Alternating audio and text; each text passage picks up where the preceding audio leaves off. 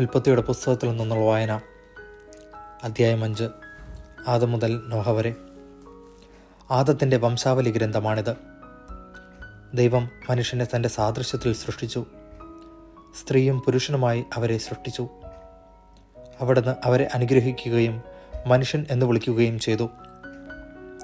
ആദത്തിന് 130 വയസ്സായപ്പോൾ അവൻ്റെ സാദൃശ്യത്തിലും ഛായയിലും ഒരു പുത്രൻ ജനിച്ചു. ആദം അവന് സേത്ത് എന്നു പേരിട്ടു. സേത്തിൻ്റെ ജനനത്തിന് ശേഷം ആദം 800 വർഷം ജീവിച്ചു. അവന് വേറെയും പുത്രന്മാരും പുത്രിമാരുമുണ്ടായി. ആദത്തിൻ്റെ ജീവിതകാലം 930 വർഷമാണ്. അതിനുശേഷം അവൻ മരിച്ചു. സേത്തിന് 105 വയസ്സായപ്പോൾ എനോഷ് എന്നൊരു പുത്രനുണ്ടായി. എനോഷിൻ്റെ ജനനത്തിന് ശേഷം സേത്ത് 807 വർഷം ജീവിച്ചു. അവന് വേറെയും പുത്രന്മാരും പുത്രിമാരുമുണ്ടായി. സേത്തിൻ്റെ ജീവിതകാലം 912 വർഷമാണ്. അവനും മരിച്ചു. എനോഷിന് 90 വയസ്സായപ്പോൾ കെയ്നാൻ എന്ന പുത്രനുണ്ടായി. കെയ്നാൻ്റെ ജനനത്തിന് ശേഷം എനോഷ് 815 വർഷം ജീവിച്ചു. അവന് വേറെയും പുത്രന്മാരും പുത്രിമാരുമുണ്ടായി. എനോഷിൻ്റെ ജീവിതകാലം 905 വർഷമാണ്. അവനും മരിച്ചു. കെയ്നാന് 70 വയസ്സായപ്പോൾ മഹലേൽ എന്നൊരു മകനുണ്ടായി. മഹലേലിൻ്റെ ജനനത്തിന് ശേഷം കെയ്നാൻ 840 വർഷം ജീവിച്ചു. അവന് വേറെയും പുത്രന്മാരും പുത്രിമാരുമുണ്ടായി.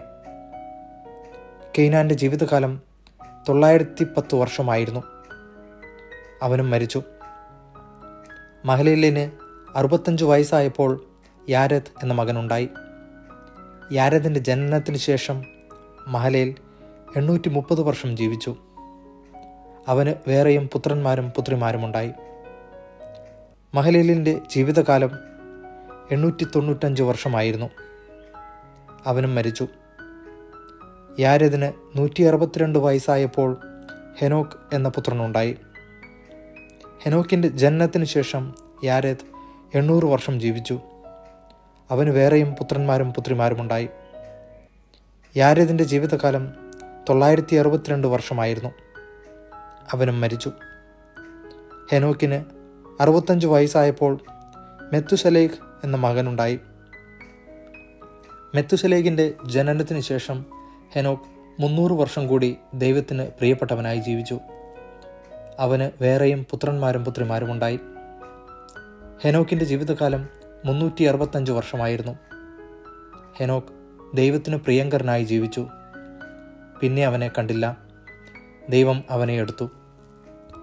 187 വയസ്സായപ്പോൾ മെത്തുശലേഖ് ലാമെക്കിൻ്റെ പിതാവായി. ലാമെക്കിൻ്റെ ജനനത്തിന് ശേഷം മെത്തുശലേഖ് 782 വർഷം ജീവിച്ചു. അവന് വേറെയും പുത്രന്മാരും പുത്രിമാരുമുണ്ടായി. മെത്തുശലേഖിൻ്റെ ജീവിതകാലം 969 വർഷമായിരുന്നു. അവനും മരിച്ചു. ലാമെക്കിന് 182 വയസ്സായപ്പോൾ ഒരു പുത്രനുണ്ടായി. കർത്താവ് ശപിച്ച ഈ ഭൂമിയിലെ ക്ലേശകരമായ അധ്വാനത്തിൽ അവൻ നമുക്ക് ആശ്വാസം നേടിത്തരും എന്നു പറഞ്ഞ് അവനെ നോഹ എന്ന് വിളിച്ചു. നോഹയുടെ ജനനത്തിന് ശേഷം ലാമെക്ക് 595 വർഷം ജീവിച്ചു. അവന് വേറെയും പുത്രന്മാരും പുത്രിമാരുമുണ്ടായി. ലാമെക്കിൻ്റെ ജീവിതകാലം 777 വർഷമായിരുന്നു. അവനും മരിച്ചു. നോഹയ്ക്ക് 500 വയസ്സായപ്പോൾ ഷേം, ഹാം, യാഫെത്ത് എന്നീ പുത്രന്മാരുണ്ടായി. ദൈവവചനമാണ് നാം കേട്ടത്.